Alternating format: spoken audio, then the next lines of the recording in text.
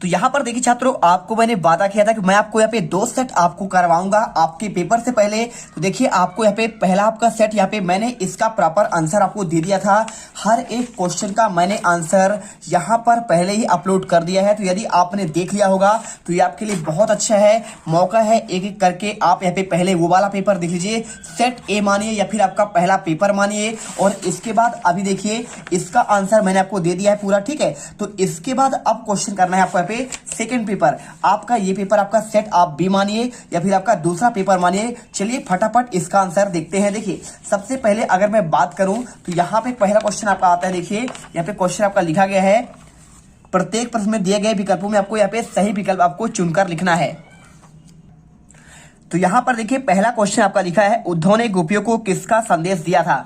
योग का, प्रेम का, भक्ति का या फिर आपका कर्म का? तो आपको राइट आंसर देखिए, उद्धव ने गोपियों को यहाँ पे योग का संदेश दिया था। इसके बाद क्वेश्चन देखिए, सीता की विवाह की स्वयंवर में शर्त रखी गई थी, रूपवान वर की, शास्त्रार्थ की, मल्ल युद्ध को जीतने की, शिव धनुष तोड़ने की। अगर मैं इसके आंसर की बात करूं तो आपको यहाँ पे देखिए आंसर करना है शिव धनुष आपका तोड़ने के लिए। और जीवन का समग्र चित्रण किसमें होता है? मुक्तक काव्य में, गे मुक्तक में या फिर खंड काव्य में या फिर आपका महाकाव्य में? तो जैसा कि जानते हैं कि जीवन का समग्र चित्रण आपका यहाँ पे महाकाव्य में होता है। इसमें आपका जो नायक होता है उसके जन्म से लेकर मृत्यु तक का वर्णन होता है। तो आपको आंसर यहाँ पे आपको महाकाव्य करना है। आप जानते हैं ना महाकाव्य और खंड काव्य में अंतर, तो महाकाव्य में आपका 7 या फिर आपके 7 से ज्यादा सर्ग होते हैं। और अगर बात करूं महाकाव्य में तो इसमें श्रृंगार, वीर या फिर आपका शांत रस में कोई आपका एक रस यहाँ पे प्रधान होता है। और महाकाव्य कौन सा? जैसे आपने यहाँ पे जयशंकर प्रसाद का आपने कमायनी आपने सुना होगा, ठीक है।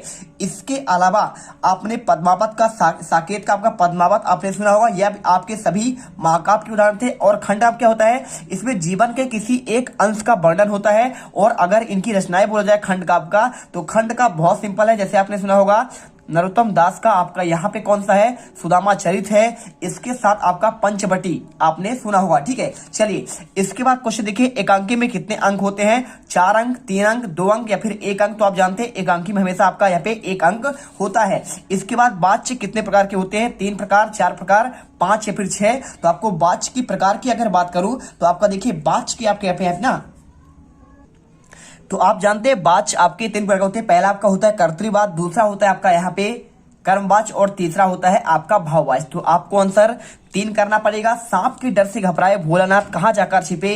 पिता की गोदी में, घर के कोने में, माँ के आंचल में या फिर बाबा की रजाई में? तो आपको राइट आंसर देखिए, सांप के डर से घबराए भोलानाथ कहाँ जाकर छिपा।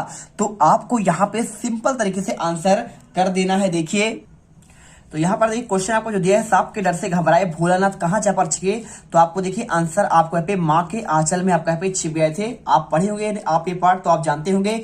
इसके बाद आपका आता है रिक्शन वाले क्वेश्चन, प्रयोगवादी कविता के प्रवर्तक आपका कौन है? तो आप जानते हैं प्रयोगवादी कविता के प्रवर्तक आपका यहाँ पे हीरानंद बादशाह अज्ञे हैं, इन्हें अज्ञे नाम से जानते हैं। और इसके बाद देखिए क्वेश्चन, छंद कितने प्रकार के होते हैं? तो छंद आपके 2 होते हैं। कितने प्रकार के? 2, मात्रिक और आपका वर्णिक होता है, ठीक है। मात्रिक आपका पहला होगा, आपको मैं लिख रहा हूं मात्रिक व वर्णिक, आप इसे एक बार अच्छे से याद करिए। और वीर रस का स्थायी भाव क्या होता है? आपका यहाँ पे उत्साह होता है। और आपके टोटल आपके 10 आपके रस है, उनके आपके स्थायी भाव भी हैं। संचारी भाव की संख्या आपका 33 होता है, आप ये भी जानते होंगे। सभ्यता किसका परिणाम है? तो आपका यहाँ पे संस्कृति का आपका यहाँ पे परिणाम है। आप आंसर इसमें आपको संस्कृति करना है। इसके बाद अगर मैं आंसर की बात करूं, देखिए क्वेश्चन आपका यहाँ पे दिया गया है सिंपल तरीके से, आप अच्छे से देखो। यहाँ पे क्वेश्चन लिखा है, डैश डैश क्रिया का संबंध सीधा कर्ता से होता है। तो कर्तृवाच्य का किसका? देखिए कर्तृवाच्य का संबंध, कर्तृवाच्य का संबंध, ठीक है। कर्तृवाच्य में लिख दीजिए, क्रिया का संबंध सीधा संबंध कर्ता से होता है। और अज्ञे ने हिरोशिमा कविता डैश डैश में बैठकर लिखा।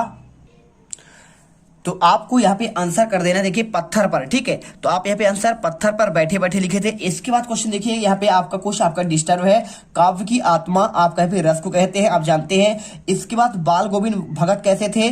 कबीर पंथी थे, आप ये भी जानते होंगे। मन्नू भंडारी साहित्य की आपका देखिए यहाँ पे आपका हो जाएगा, देखिए साहित्य की पाप आपका धुलते हो जाएगा। और इसके बाद क्रियाकर्ता के, देखिए सिंपल तरीके से आपका यहाँ पे जब कर्ता का संबंध होगा वहां पे आपका कर्तृवाच्य होगा। और धर्मचक्र घुमाने वाला, तो आपको यहाँ पे देखिए क्या हो जाएगा? आपका विश्वामित्र थे। और इसके बाद आपका सिंपल कौशिक आपका जो दिया गया है यहाँ पे आपका शीला अग्रवाल, तो आपको आंसर यहाँ पे ये कर देना है। इसके बाद क्वेश्चन देखिए आपका यहाँ पे आता है, निम्नलिखित प्रश्नों के आपको एक वाक्य में उत्तर देना है। रीतिकालीन काव्य का मुख्य विषय क्या होता है? तो आप जानते हैं रीतिकालीन का मुख्य विषय आपका यहाँ पे क्या होता है? श्रृंगार की आपका प्रधानता होता है। आप जानते हैं जितने भी रीतिकाल कवि हैं, श्रृंगार रस की इसमें क्या होगा? प्रधानता। श्रृंगार रस का वर्णन आपका जरूर होगा रीतिकाल में, जैसे केशव दास ने आप उनकी रचना पढ़े हुए है ना। और इसके बाद संचारी भावुक संख्या कितनी होती है? तो संचारी भावुक संख्या आपका यहाँ पे 33 होता है, ठीक है, 33 आपको लिखना है। और नेताजी की मूर्ति पर सरकंडे का चश्मा किसने लगाया होगा? तो आप जानते हैं किसने लगाया था? कैप्टन ने लगाया था। कैप्टन आप जानते हैं कैप्टन था, वही लगाया करता था। इसके बाद हाथ मलना का अर्थ क्या होता है? आप जानते हैं पछतावा होना होता है, पछतावा होना, आप इसे याद करिए। इसके बाद क्वेश्चन देखिए, शब्द शक्ति कितने प्रकार के होते हैं? आप जानते हैं 3 प्रकार के होते हैं। कितने? अविधा एक होता है आपका, और अविधा के साथ आपका एक होता है व्यंजना, और व्यंजना के साथ आपका यहाँ पे होता है एक आपका होता है लक्षणा, ठीक है, लक्षणा। आपको ये तीनों आपको याद करना है। अगर आंसर की बात करें तो आपको यहाँ पे 3 प्रकार कर देना है, बस आपको यहाँ पे 3 प्रकार आपको लिख देना है, ठीक है। चलिए, इसके बाद भोलानाथ सिसकना क्यों भूल गए थे? आपका ये क्वेश्चन पूछा गया है। अगर मैं इसका आंसर की बात करूं तो यहां पर देखिए आपको आंसर करना है भोलानाथ सिसकना क्यों भूल गए। आंसर साथी बच्चों को खेलता देखकर करना है। इसके बाद देखिए 5वां क्वेश्चन, निम्नलिखित प्रश्नों के आपको सत्य असत्य बताना है। प्रगतिवादी काव्य में मुख्य विषय क्या आपका शोषण के प्रति विद्रोह है, तो बिल्कुल आपका यहाँ पे सत्य होगा। और वीर रस का क्या स्थायी भाव आपका क्रोध होता है? बिल्कुल देखिए वीर रस का तो आपको उत्साह होता है, लेकिन यहाँ पे क्रोध दिखा हुआ है, तो आपका असत्य करना है। इसके बाद बिस्मिल्लाह खां हिंदू मुस्लिम एकता के समर्थक थे, तो आपको देखिए बिल्कुल आपका यहाँ पे हिंदू मुस्लिम एकता के समर्थक थे, आपको आंसर यहाँ पे सत्य करना है। स्थानवाचक क्रिया विशेषण से क्रिया के काल का बोध होता है, तो आपको आंसर यहाँ पे देखिए स्थानवाचक से आपका स्थान का बोध होता है, तो आपको आंसर स्थान होना चाहिए, लेकिन यहाँ पे आपका काल लिखा गया है, तो आपको असत्य करना है। मैया ने हल्दी पीसकर लानात के घावों पर क्या कर दी? यहाँ पे आपका थोपी, तो बिल्कुल आपका यहाँ पे आंसर आपका यहाँ पे आपका सत्य होगा। और इसके बाद देखिए लेखक के प्रत्येक रचना के आपका श्रेष्ठ होती है, तो ऐसा तो है नहीं कि हर एक रचना यहाँ पे श्रेष्ठ हो, तो आपको यहाँ पे असत्य करना है। इसके बाद क्वेश्चन दिया गया है गोपियों द्वारा उद्धव को भगवान कहने में क्या आपका व्यंग्य निहित है, तो आपको क्वेश्चन देखिए। और इसके बाद 8वां क्वेश्चन, कवि की आंख फाल्गुन की सुंदरता में क्यों हट नहीं रही थी? देखिए अगर मैं इसके आंसर की बात करूं, बहुत ही बेहतरीन तरीके से आपको यहाँ पे आंसर दिया जाएगा। वीडियो अच्छे लगे दिल से वीडियो लाइक करो, चैनल को सब्सक्राइब करो, क्योंकि आप यहाँ से टॉपर्स बनना चाहते हैं तो आपको इतना करना पड़ेगा। देखिए सबसे पहले मैं आपको दे रहा हूं कि भाई साहब गोपियों द्वारा उद्धव को भगवान क्यों आपका व्यंग इसमें आपका निहित है। तो अगर मैं इसके आंसर की बात करूं तो आपको आंसर देखिए आपको ये वाला करना पड़ेगा। बहुत ही प्यारा आंसर है। गोपियां उद्धव से कहती है कि कृष्ण के समीप रहकर भी तुम कृष्ण के प्रेम से बंधे हो, तुम बहुत भाग्यशाली हो। यहाँ पर असल में व्यंग कर रहे हैं कि तुमसे अधिक भाग्यहीन कोई हो नहीं सकता, क्योंकि कृष्ण के प्रेम में आनंद को महसूस कर ही नहीं सकते हैं। आपको ये करना पड़ेगा। और एक क्वेश्चन देखिए और आपको 2022 में आ चुका था, उद्धव के व्यवहार की तुलना किस किस से की गई है, आप इसे जरूर याद करिएगा। ठीक है, आप सबको यह आता ही होगा, कोई दिक्कत है नहीं, तो आप इसे अच्छे से यहाँ पे आंसर याद करो। साथ में आपको क्वेश्चन गोपियों ने किन किन उदाहरणों के माध्यम से उद्धव को उलाहने दिए हैं, आप इसे भी एक बार देख लेना, क्योंकि आपका पेपर सेट भी बन रहा है। तो सेट के लिए आपको यहाँ पे आंसर इन दोनों क्वेश्चन को इस यूनिट से आपको करना ही पड़ेगा। ठीक है, चलिए इसके बाद क्वेश्चन दिया गया, देखिए कवि की आंख फाल्गुन सुंदरता क्यों नहीं हट रही थी। अगर मैं आपको इसके आंसर की बात कर दूं तो आपको सिंपल तरीके से आंसर देखिए आपको कर लेना है। यहाँ पे आपको ये मिल जाएगा, देखिए फाल्गुन की सुंदरता उसकी मादकता के कवि के हृदय में भर गई है और वह उस सौंदर्य का जी भर के पान करना चाहते हैं। और इसके बाद लिखा है वह सम्मोहित हो गया, इसलिए उसके आंख फाल्गुन की सुंदरता से हट नहीं रहा। तो बहुत सिंपल आंसर है भाई साहब, आप इसे करो। यदि आप टॉपर्स बनना चाहते हो तो ये क्वेश्चन आपको रटना पड़ेगा अथवा सही रटना है, क्योंकि हम आपको जैसे 9th में टॉपर्स बनाए हैं वैसा ही आपको यहाँ पे 10th में टॉपर्स बनाएंगे। और देखिए सबसे पहले आपका हो गया। इसके बाद ये क्वेश्चन क्या आपका दिया गया है, इसमें दिया गया है कवि आत्मकथन लिखने से क्यों बचना चाहता है। तो अगर मैं इसके आंसर की बात करूं तो आपको आंसर यहाँ पे सिंपल तरीके से आपको यहाँ पे इसका देखिए आपको याद कर लेना है। देखिए आपका ये क्वेश्चन का आंसर रहा, कवि मानता है कि उसके जीवन में कोई बड़ी उपलब्धि नहीं है, जिसकी सराहना की जाए उसे लगता है कि उसकी अभावों से भरी जिंदगी कथा सुनकर लोग उसका उपहास उड़ाएंगे, अतः वह अपना उपहास नहीं उड़ाना चाहता और यह भी नहीं चाहता कि आत्मकथा लिखने में उसे अपने दुख दर्द फिर से याद आए और फिर से वह दुखी हो जाए। ठीक है, बहुत सिंपल है, आप इसे याद करो। इसके अलावा देखिए,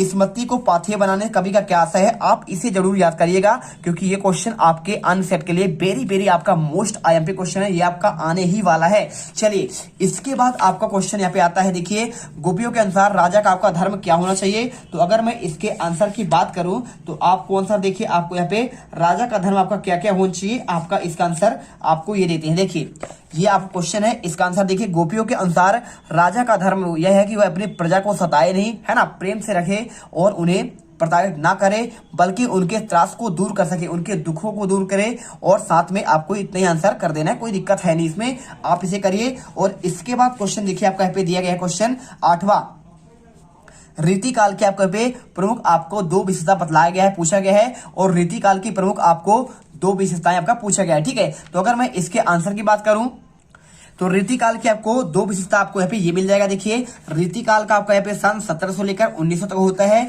और इसमें आपका देखिए 2 आपका विशेषताएं आपका यहाँ पे, पहला क्या है, देखिए श्रृंगार प्रीता। भाई साहब, रीतिकाल के जितने भी कवि थे ना, उन्होंने श्रृंगार का आपका यहाँ पे प्रधानता रखा, यानी श्रृंगार का वर्णन ज्यादा किया हुआ है। तो इस काल की दूसरी मुख्य प्रवृत्ति है, सभी कवियों ने श्रृंगार में अतिशय रुचि दिखाई और यह श्रृंगार वर्णन अश्लील कोटि तक पहुंच गया था। आप ये करना है। दूसरा है अलंकार प्रीता, इस काल के अलंकारिता चमत्कार प्रदर्शन तीसरी आपके प्रमुख प्रवृत्ति है, आप इसे याद करिए। और इसके बाद देखिए, क्वेश्चन अगर पूछा जाए कि इसके कवि के नाम, तो केशवदास देखिए रामचंद्र का इनकी रचना है, मतीराम का यहाँ पे मतीराम माधुरी, आपका फूल मंजरी। ठीक है, आप घनानंद देखिए, भूषण देखिए, और साथ में पद्माकर है, सेनापति है, सभी आपके इनके रचना हो जाएंगे। तो यहाँ पे आपको इस प्रकार से आंसर याद करना है। जैसे आपका यहाँ पे काव्य बोध हो गया। ठीक है, तो काव्य बोध में आपको यहाँ पे सिंपल तरीके से कुछ नहीं करना है, आपको कुछ क्वेश्चन आपको यहाँ पे रेडी करना है। देखिए कौन कौन, देखिए जैसे आपका होता है यहाँ पे ये वाला क्वेश्चन, देखिए यहाँ पे आपका क्वेश्चन आता है, रीतिकाल तो हो गया है,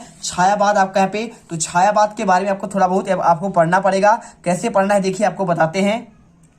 आपको सिंपल तरीके से आपको यहाँ पे छायावाद के कुछ आपके विशेषता, पहले से एक पहला विशेषता और दूसरा आपका विशेषता, आपको ये पॉइंट याद करने हैं और इनके आपके कवि के नाम याद करने हैं। साथ में देखिए प्रगतिवाद जैसे आपका आता है, तो प्रगतिवाद में आपको यहाँ पे क्या करना है, इनकी आपका कुछ आपको यहाँ पे विशेषता आपको 2 याद करना है, जैसे यथार्थ का चित्रण और रूढ़िवाद का विरोध। और इसके साथ इनके आपको कुछ आपके रचनाएं आपको यहाँ पे याद कर लेना है। आप इनका स्क्रीनशॉट कर लो और इसे रट ही डालो, आपके पास समय कम है। जैसे आपका पे लिखा है प्रयोगवाद, तो प्रयोगवाद का देखिए आपको यहाँ पे इसका प्रवर्तक आज्ञे जी कहलाते हैं। और आपको यहाँ पे कुछ आपके इनकी देखिए अतिबौद्धिकता और उपमानों की नवीनता इनकी विशेषता है। और इनके कवियों के नाम आप ऐसे याद कर लो।